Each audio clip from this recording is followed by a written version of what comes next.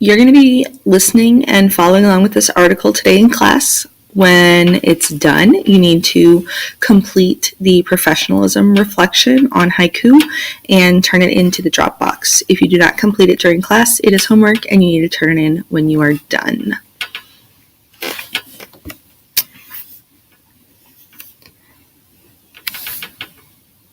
He's going to be shocked when we no longer want him. Come again? I asked the college assistant coach seated across from me at lunch. You flew across the country to meet him, and now you won't recruit him anymore? The coach had recently stopped for a day in another state to check in on one of their prospects before arriving at my school in Florida. He's a great talent. He certainly has the skills needed to play for us, said the coach. Sadly, he just won't fit in well with our culture. It's sad how many kids we come across every year that we cannot recruit, and it has nothing to do with their ability. As the head of leadership at the IMG Academy in Bradenton, Florida, I have the privilege of having conversations with college recruiters from major universities every week. One of the saddest topics we discuss are stories of top high school talent being passed over because of behavior off the field. High talent and low character is a poor combination. I have heard these stories enough to feel compelled to write this so that it may be passed on to every high school athlete that dreams of playing in college. There are a lot of talented athletes out there, but talent alone will not land you a coveted roster spot. Your talent may get your foot in the door, but it takes a lot more to hit the field at the next level. The recruiter is not there to see you tackle, throw, bump, spike, pitch, catch, hit, shoot, or pass for the 1,000th time. He already knows your stats. He's already watched your highlight film and read all the press clippings. He has likely seen you play. What he is looking for are called intangibles, the things that cannot be easily measured but make all the difference. Of the countless conversations I have had with college recruiters, here are the most common questions recruiters are searching for answers to decide whether they should recruit you or not. What are you doing when you think no one is watching? Recruiters are not always wearing their school clothing. That guy in the corner of the weight room talking to your coach, he might be a recruiter on an unscheduled visit.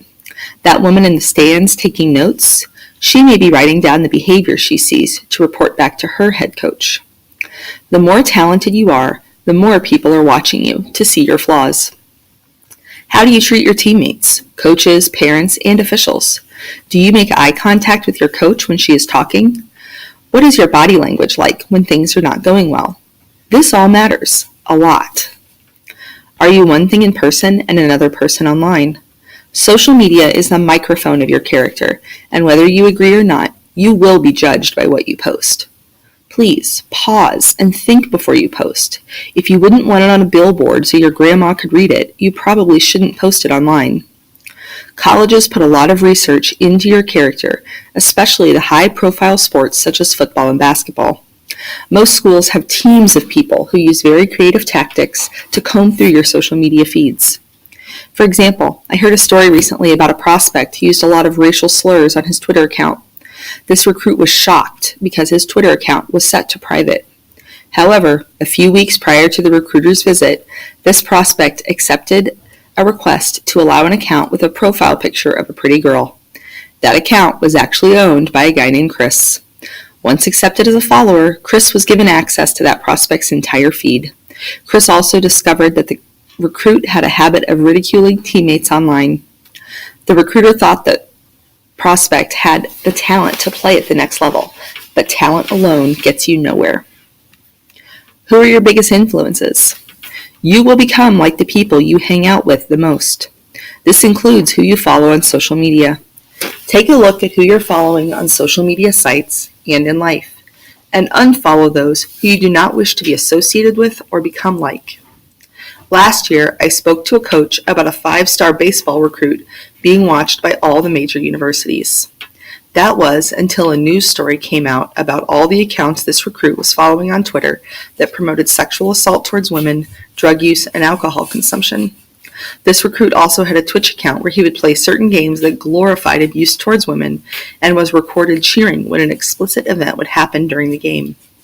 Not surprisingly, he ended up going to community college and getting kicked off his team halfway through the year.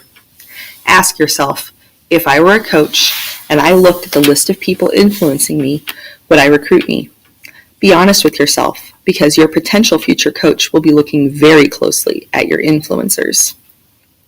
Are you a great teammate?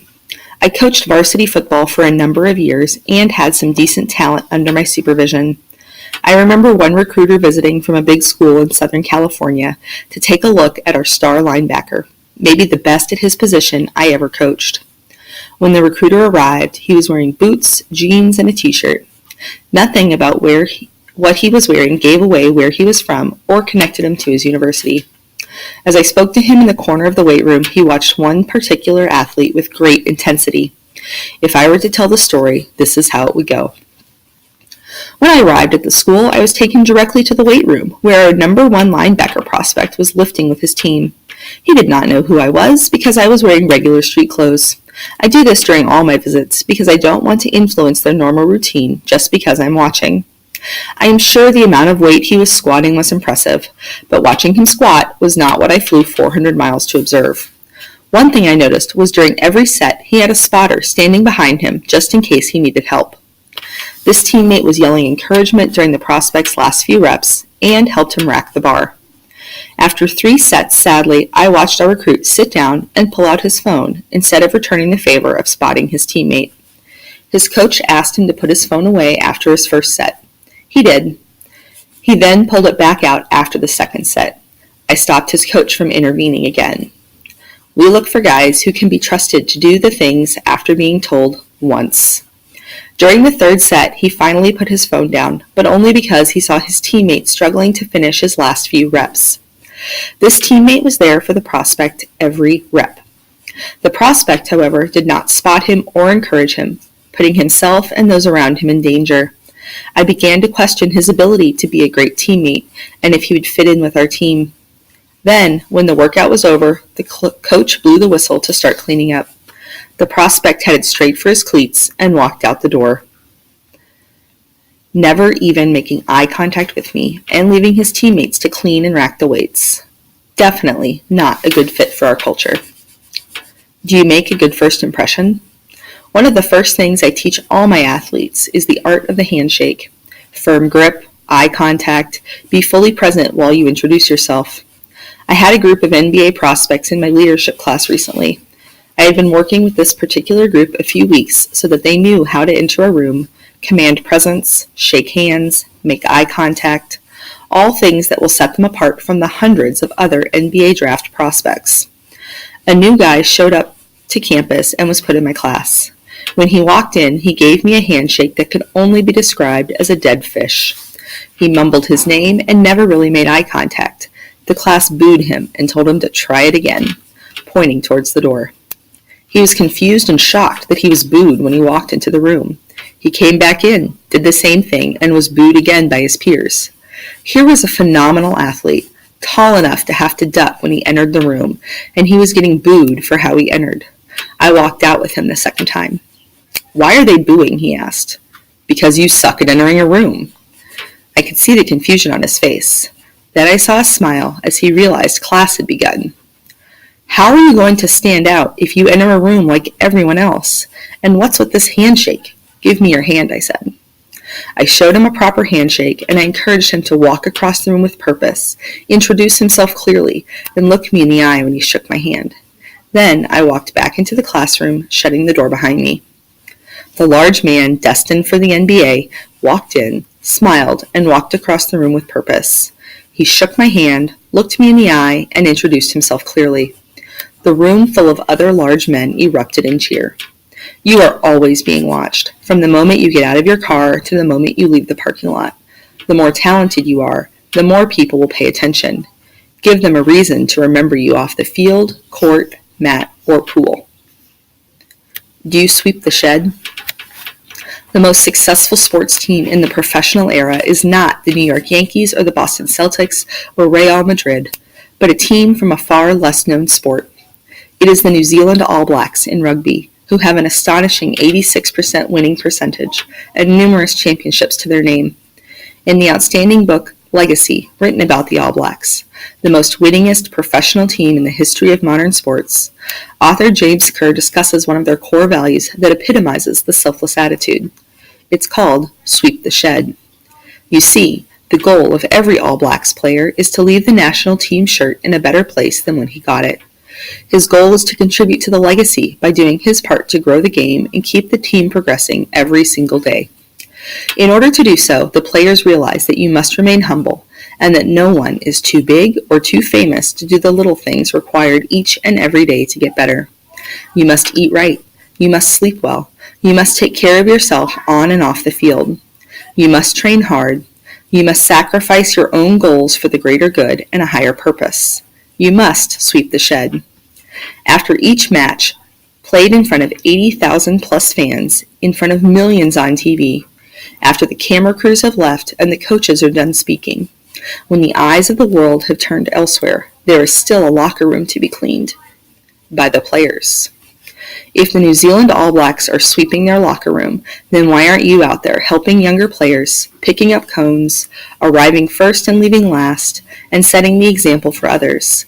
Are you leaving the uniform in a better place, or counting the days until they retire your jersey? I once asked a recruiter what he thought of the prospect he came to watch.